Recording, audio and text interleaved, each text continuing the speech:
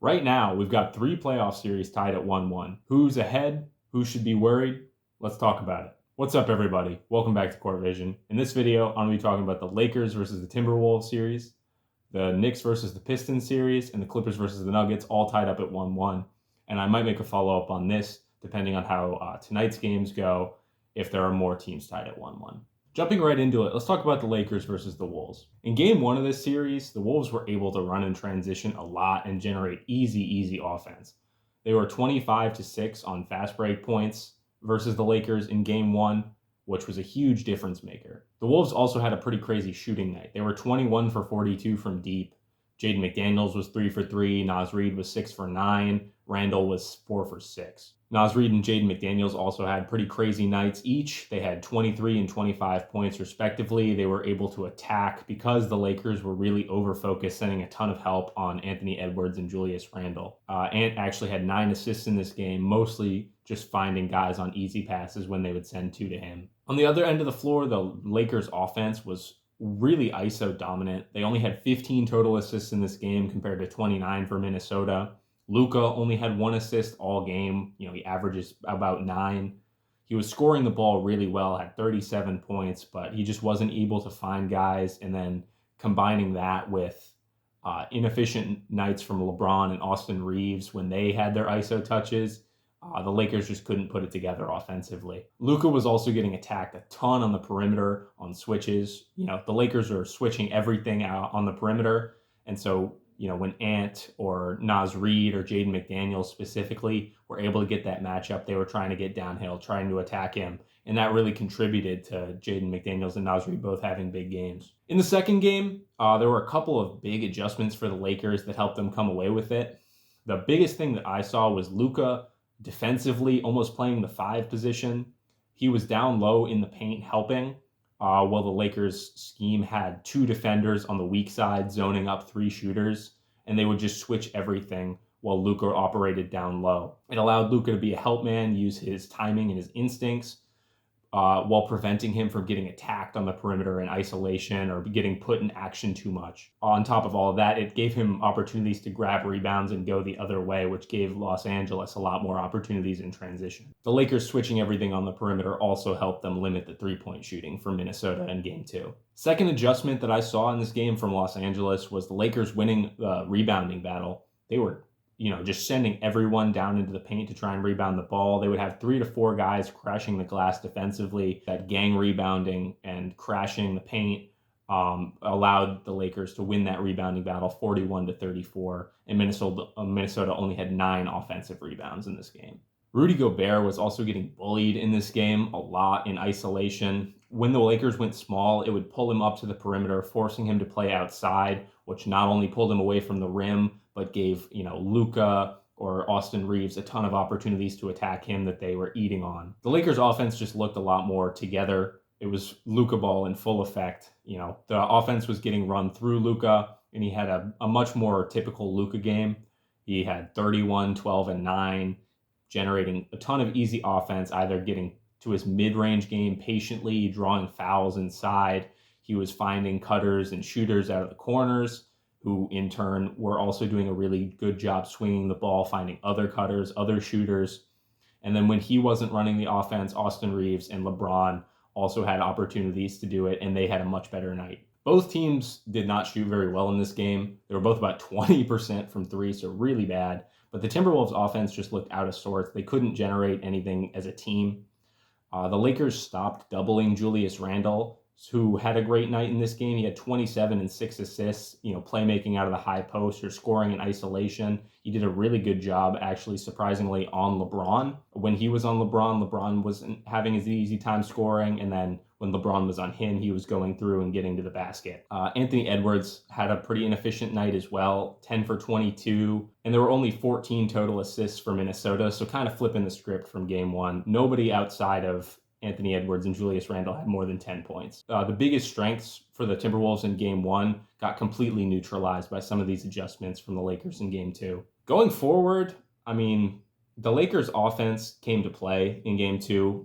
It's much more of what we would have expected from their offense. The Wolves didn't really put 2 to the ball on Luka a lot, so We'll see if they're going to try and force the ball out of his hands more often. But the problem with doing that is that opens up LeBron and Austin Reeves and some of these other talented guys on the Lakers. In game one, the Wolves really won that off of a combination of transition, giving them easy points, and just crazy shooting. So they're going to need to find ways to get the pace back up if they want a chance in this series. Luka being hidden defensively, like I said, playing basically the 5, gave way less opportunities for Minnesota to attack. So how, if they can't attack Luka, are they going to get some of these other guys like Jaden, like Naz Reid, more involved offensively? Do they give Anthony Edwards more touches and ask him to be more of a playmaker? Do they keep running the offense through Randall? There are a couple different adjustments the Timberwolves could make. We just have to see what they do. They are going back to Minnesota for game 3, so that home crowd advantage will make it a little easier for them. All things considered, both teams shot pretty bad in game 2, and the Lakers just won off of having a better system and better talent. And so when shooting comes back to normal, when both teams are shooting about average, I'm going to favor the Lakers in this one. They looked just a lot more like what I would expect from them in game 2. And I think going forward, I favor them in the series. Getting to our second series that I'm going to talk about in this video, which is Knicks versus Pistons. In the first game, Cade Cunningham had a pretty bad game scoring the ball. He was seeing a lot of double teams, struggling to get his offense going through most of the game. He ended up with 21 points on 21 shots, but he did have 12 assists, doing a good job finding guys when the Knicks would load up on him defensively. And going hand in hand with that, the role players for Detroit, 8. Tobias had a really nice game. He had 25 points on 13 shots, very efficient, either attacking smaller defenders on a mismatch or in space, kind of spotting up off of Cade Cunningham. Malik Beasley and Tim Hardaway Jr. both had good games, either abusing the matchup with Brunson to run off screens for threes or like pulling up in transition. Jalen Brunson's ankle was bothering him a little bit in the first half. He started the game 2 for 13, had a really, really bad first quarter, but partway through the second quarter, he changed his shoes, and then in the second half, he completely took over the game. He ended with 34 points, including 12 points down the stretch in the fourth. Just a really good game from presumptive clutch player of the year. OG had a great game as well, specifically in the first half. He kept the Knicks afloat, kind of, while Jalen Brunson was struggling. He had 18 in the first half, just did a good job attacking closeouts, bullying smaller defenders. Not a super efficient night, but important nonetheless. Cat was kind of quiet, but he still had a very efficient 23 and 11 rebounds. A lot of it just coming in isolation against Jalen Duren and Isaiah Stewart, who played him physically, but he was just knocking everything down in the mid-range. The other big kind of thing that we saw in game 1 was the double big lineup for New York. They didn't play like any minutes together in the regular season, but in this game, it looked pretty good. Cat was able to get mismatches on a smaller defender, whether it be Tobias or someone else. And then Mitch was also much better defending the pick and roll. And Mitch also had an impact on the offensive glass as well. So the double big lineup for New York will look good and gives them some versatility going forward. The big narrative of this game was the Pistons just totally falling apart in the fourth quarter. They started the quarter with a 5-second violation. They had multiple 3 in the key calls go against them, just giving up things like that. There were some defensive mistakes. They would overhelp a lot. There was a 5-minute stretch where the Knicks went on a 21-0 run, which I think, if I remember correctly, is one of like the largest runs ever in a playoff game. Campaign in that stretch had a personal 9-0 run and ended the game with 14 points in 15 minutes. Shout out to him off the bench. But then game 2 was kind of a different story. Cade Cunningham had a very, very good game scoring the ball. He had 33 points and also 12 rebounds, only 3 assists. But he was seeing that single coverage most of the game, unlike in game 1, and he definitely took advantage of it. He was dicing the Knicks up on drives, splitting defenders, getting to his spots in the mid-range, and the Knicks didn't really have an answer for it in the single coverage. OG did as best he could, but Cade is just a bucket. That single coverage they were showing on Cade Cunningham meant the Knicks were showing more attention on everybody else. I guess that's just a reaction from what happened in game 1, where Cade had a bad game and everyone else was hot. But the rest of the Pistons as a whole just had a bad night because of that extra defensive pressure. They were 6 for 27 from 3 as a team, so low volume and low efficiency. Beasley went 1 for 8. Hardaway went 0 for 6. Those are supposed to be your 2 best shooters. Not a great night from them. Tobias had a good game, but he was just less involved. He only had 15 points, but it was reasonably efficient. Dennis Schroeder actually had a great night off the bench. He had 20 on 6 for 10 from the field, played some great defense on Jalen Brunson. The Knicks also just had a bad shooting night. They were 42% from the field and 10 for 35 from three. They only had 18 points in the first, and then in the third quarter, they also only had 18 points. And in those quarters, they were combined 3 for 16 from three. An oddly poor shooting night from the Knicks. Mitch only played 20 minutes, but he had 7 boards, 4 of which were offensive rebounds, so he had an impact. Cat didn't have the greatest game. He was 5 for 11 from the field with 10 points, and not super efficient, but also he just didn't seem to be too involved offensively. Just not many touches. Isaiah Stewart also missed this game with an injury, and the Pistons played Paul Reed, who was actually plus 13 in his 11 minutes, so shout out to Paul Reed. Didn't want to talk about it, but it is kind of important to the game, is Jalen Brunson's foul baiting in the fourth quarter. I understand complaining about it if you want to, but at the end of the day, if they're going to give you that call as a competitor, you're going to do everything you can to win the game. He had 37 points and 7 assists on 27 shots, 14 of which came in the fourth quarter. You can criticize all you want, but he did his job, and if the rest of the team showed up, they probably win that game. Going forward for this series, I think the Knicks need to go back to having more defensive attention on Cade. When he had that single coverage, more freedom to operate, he just was cutting them up as a scorer. I think it's better if you gamble on, Tobias Harris, Malik Beasley, Tim Hardaway Jr. beating you than letting Cade kind of score. They're not going to have crazy games like they did in game 1 all the time, which you still won that game anyway. Another thing to consider, Mikal Bridges is a combined 3 for 13 from 3, and OG is 3 for 11 in the series. So if their shooting equalizes, that'll be another boost for New York. I'd like to see Cat be a little more involved offensively. Him only getting 11 shots, even if he wasn't super efficient in that game 2, is kind of crazy for your second option. They also didn't run a ton of pick and roll in game 2, which was an effective look for them in game 1. So I think if you run that more and then get Cat some more touches, that'll be good for your offense. Another thing that's going to be important going forward is how they cover Josh Hart. Jalen Duren was helping off of him a lot, and they were putting Tobias Harris on Cat. If the Knicks use Hart more, either initiating the offense or as a screener to try and bring Jalen Duren up out of the paint, if they put a smaller defender on Cat, giving him more touches to try and bully that mismatch. All things considered, just some weird adjustments in game 2. I understand why, but they didn't end up working out. But, it's ultimately a game they very easily could have won if they just shot better or played a little better defense on Cade.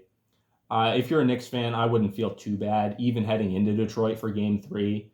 But I will say if they give up another game like that Game 2, where it's one that they probably should have came away with, the Pistons are going to keep playing hard, and the longer the series goes, the worse it gets for New York, the bigger chance they have of actually dropping it. And even if they do win it, a longer series means they'll be more beat up for a round 2 matchup against Boston, who has been their kryptonite this season, so they want to be as ready to go for that as possible. But all things considered, I still favor the Knicks in this series. Last series that I'm going to talk about in this video is the Clippers versus the Nuggets, which has been absolute cinema if you've been paying attention. In game 1, the Clippers really started the game well. They were up by a lot through the first quarter and about the first half of the second quarter as well.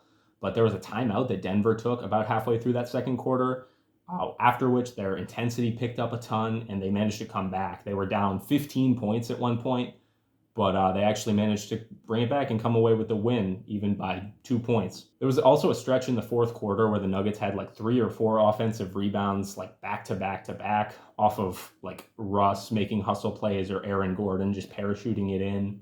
Speaking of Russ, it was kind of a mixed bag from him in this game overall. David Adelman played him over Michael Porter Jr. down the stretch. Michael Porter Jr. actually only played 26 minutes in this game. He was 1 for 4, had 3 points.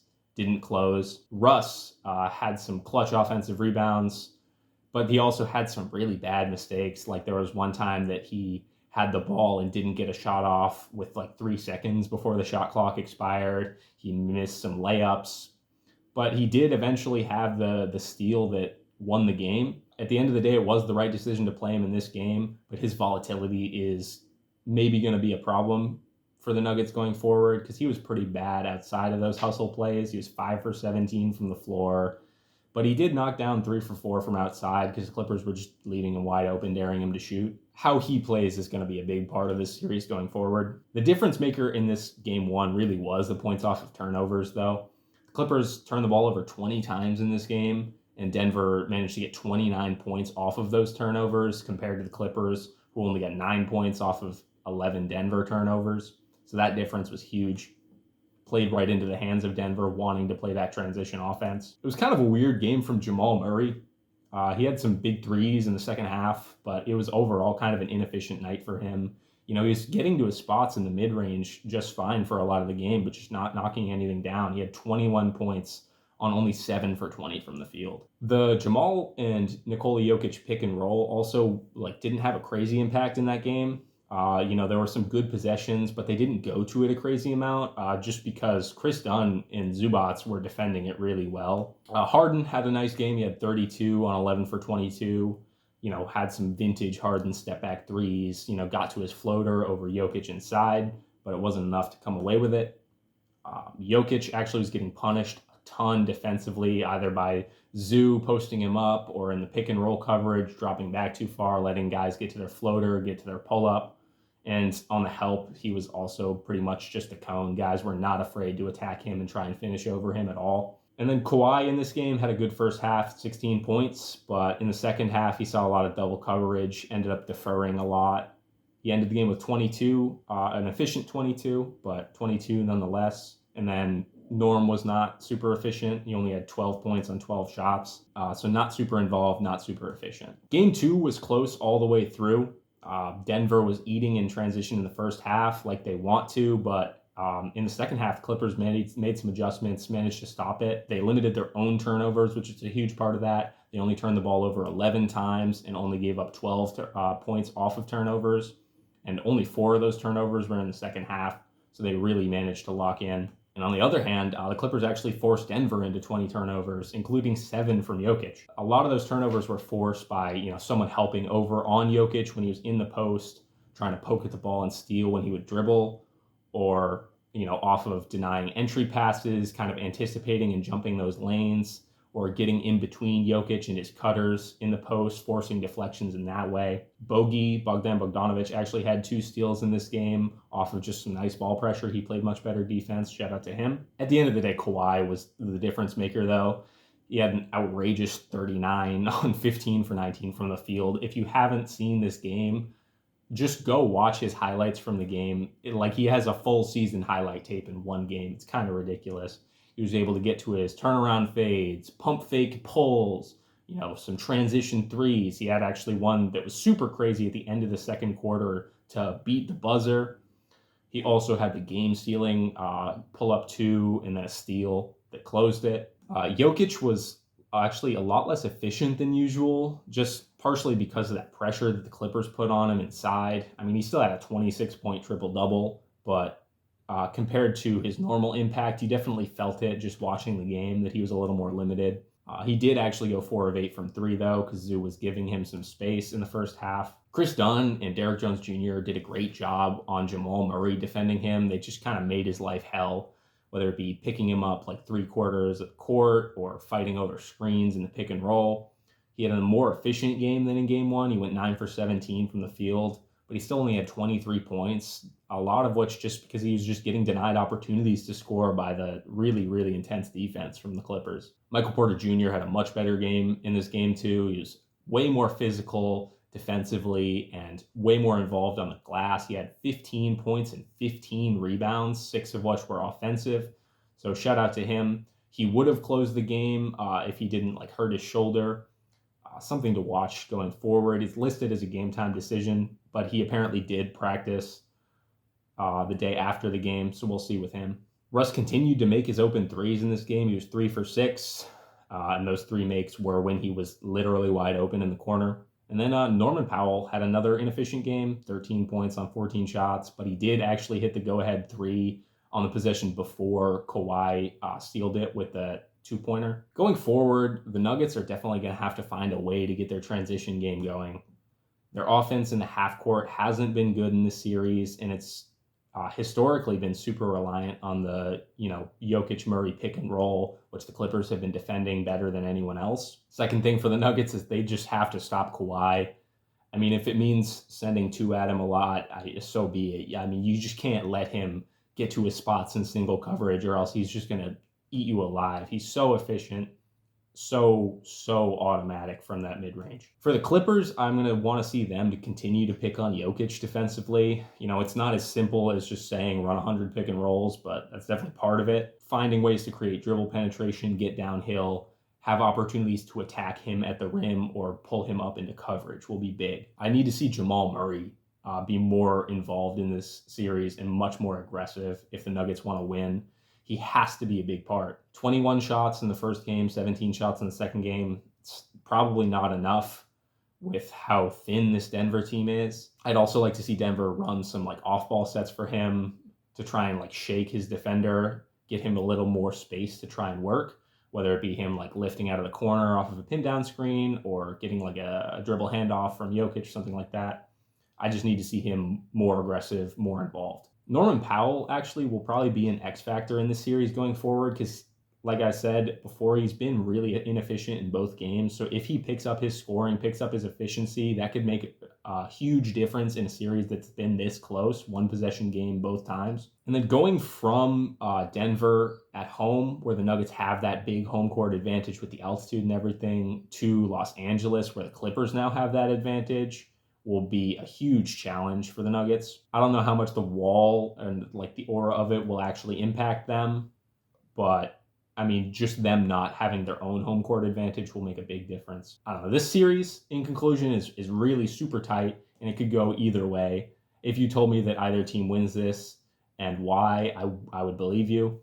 But I just think the adjustments that LA made in Game 2 and just the trust that I have in Ty Lue as a coach make me more confident in them going forward. Plus, going home to your home arena in Los Angeles for 2 games, it makes me think that they have the advantage, but it's definitely not over by any means. That's all I've got in this video, everybody. Thank you for watching. Subscribe if you want to see me cover the playoffs as they continue to happen.